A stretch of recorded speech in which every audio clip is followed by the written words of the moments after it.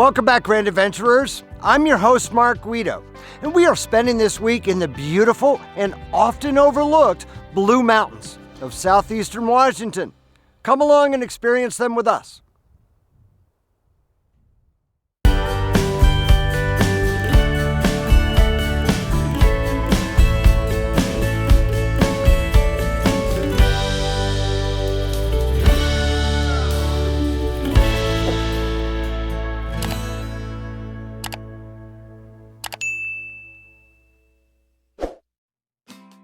The Blue Mountains, named for their color when seen from a distance, occupy about 15,000 square miles in the southeast corner of Washington and the northeast corner of Oregon.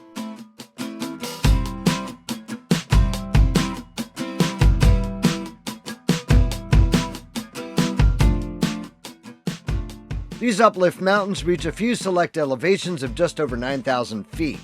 And are providing us with the opportunity to escape the late July heat by camping at around 4,800 feet.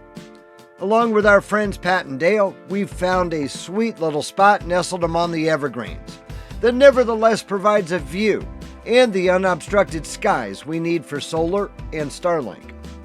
This is free boondocking on National Forest land with the typical 14-day stay limit.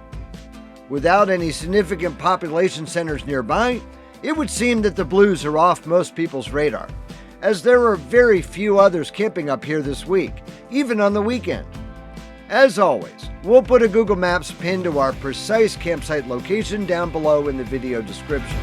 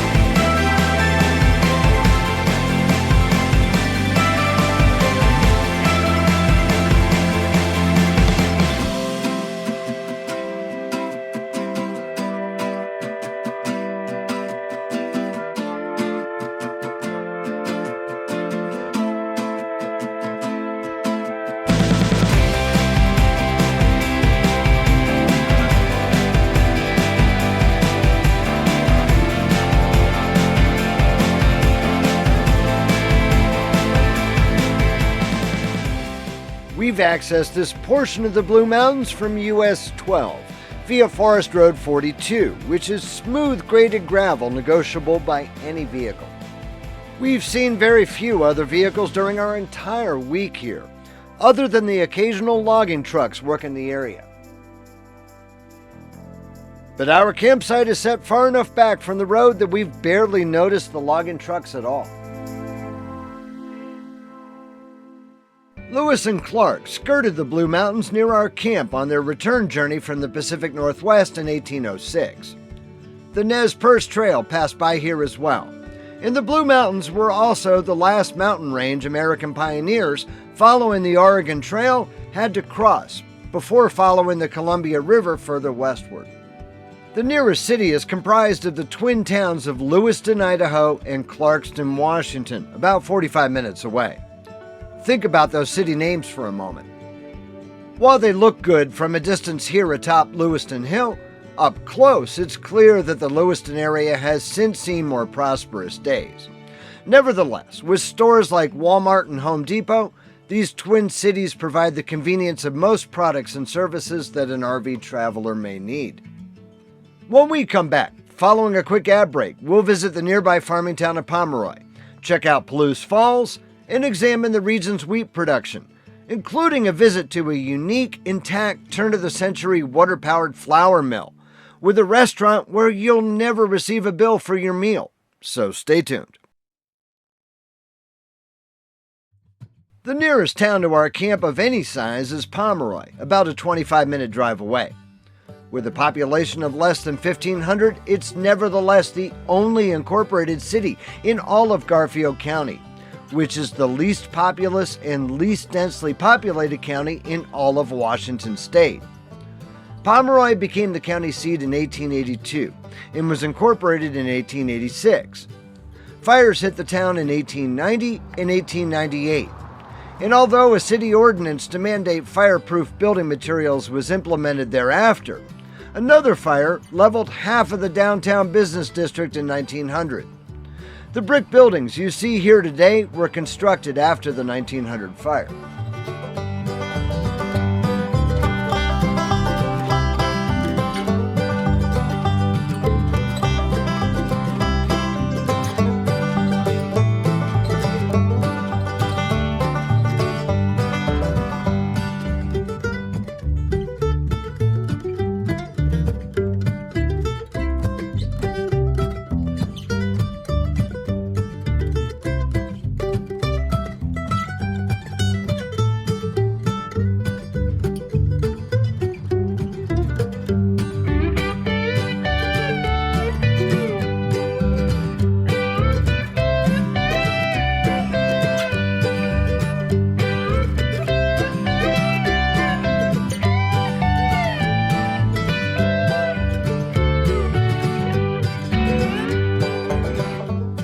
While in Pomeroy, don't miss the opportunity to stroll into Myers.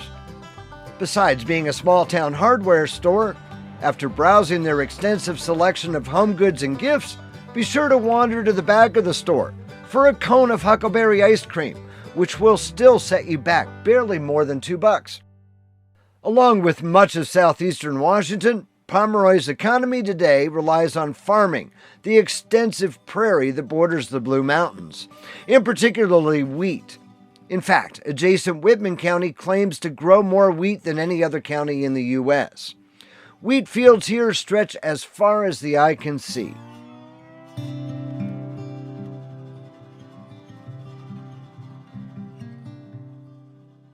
Thanks to all of that wheat, just 4 miles east of Pomeroy, Pataha flour mills may be one of the most surprising hidden gems that we've ever found in our extensive RV travels.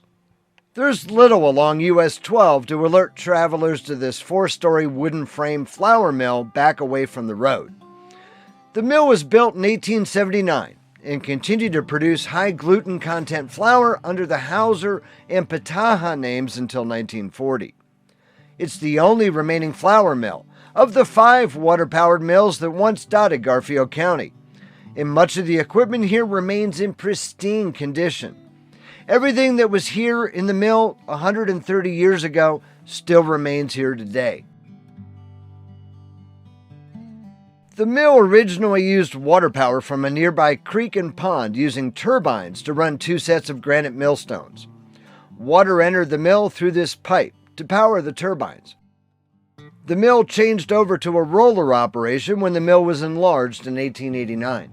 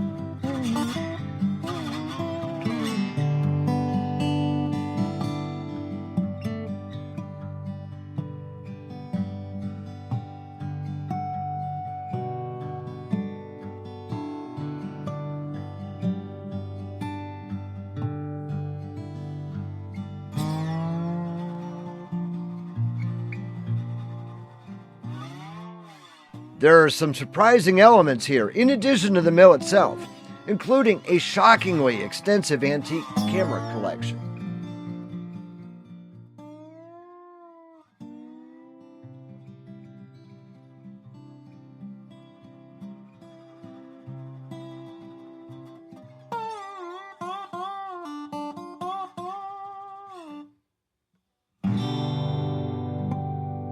There's no admission fee for the self-guided tours of the mill, as they rely entirely upon donations. The same applies to the excellent restaurant in the mill's ground floor. There are no checks at the conclusion of your meal. Pay what you wish to donate.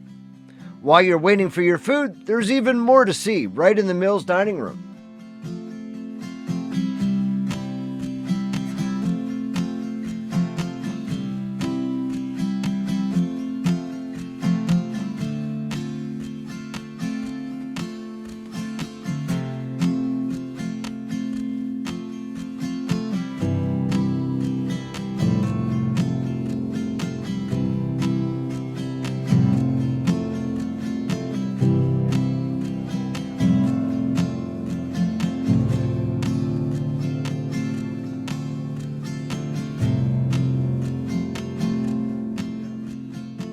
The mill's owner is a pastor who holds regularly scheduled non-denominational church services here, too.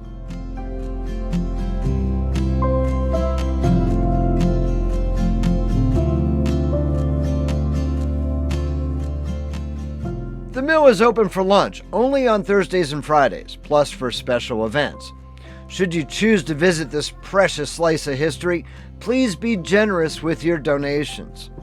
If you'd like to learn more, there's a link to the mill's website in the video description. Following another quick ad break to pay the bills, we'll tour the Garfield County Museum, visit a farming ghost town, and take in the grandeur of 200-foot Palouse Falls. So stay tuned. Pomeroy resident and Pioneer school teacher Mary Liggett bequeathed $5,000 to the local Pioneer Association in 1945 to be used to provide a fireproof room or building in which to store records, historical documents, relics, and other property. That was the start of the Garfield County Museum in Pomeroy, which finally opened to the public in 1977.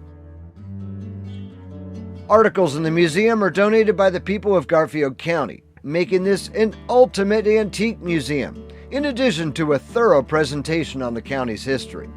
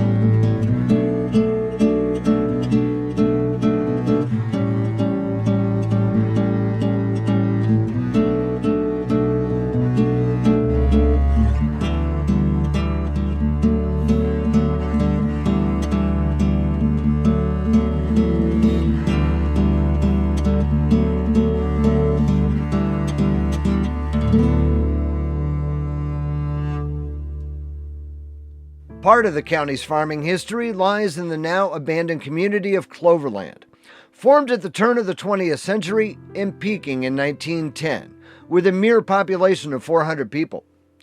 Cloverland was built in hopes of forming booming orchards and irrigated fields, but all attempts to do so failed, leaving only those who could afford to purchase enough land to raise livestock able to make a living. The town was eventually abandoned and left to the elements. The Cloverland Garage is still standing in the center of town. Initially built as a general store, the building was converted into a garage in 1918 as cars became more readily available to Eastern Washingtonians.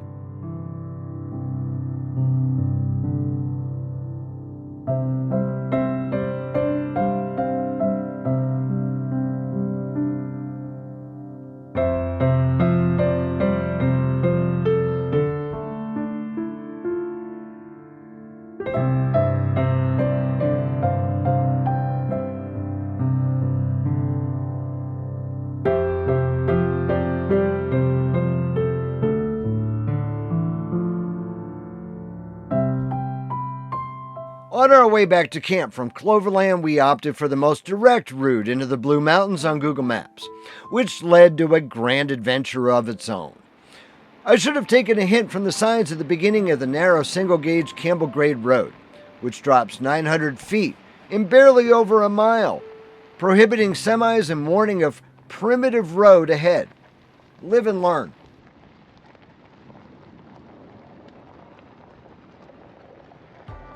We're off on another grand adventure today.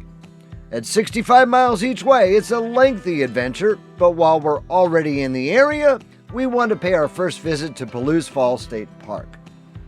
About 4 miles upstream from its confluence with the Snake River, the Palouse River plunges nearly 200 feet from the Columbia River basalt into a deep pool below.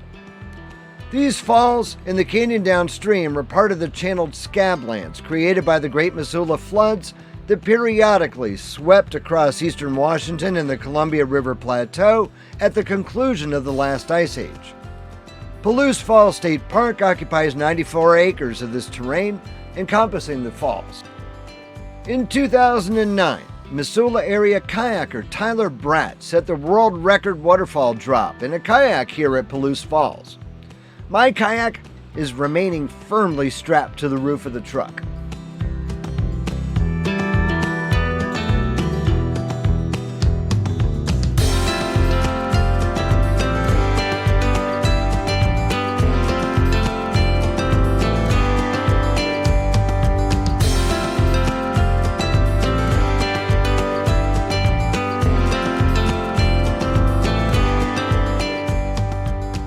The smaller upper falls are located about 3/4 of a mile upstream of the main lower falls and are also viewable from within the state park.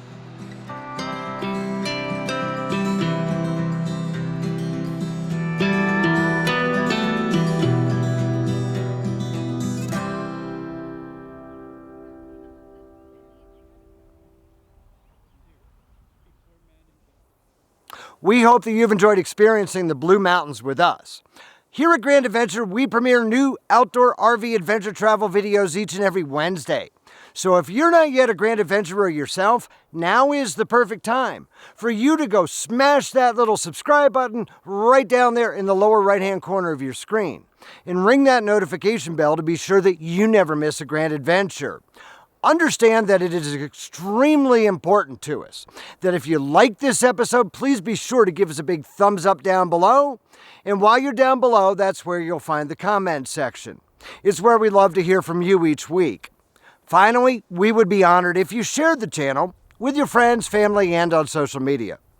So until next Wednesday, please remember life is nothing but a grand adventure. And we'll see you then.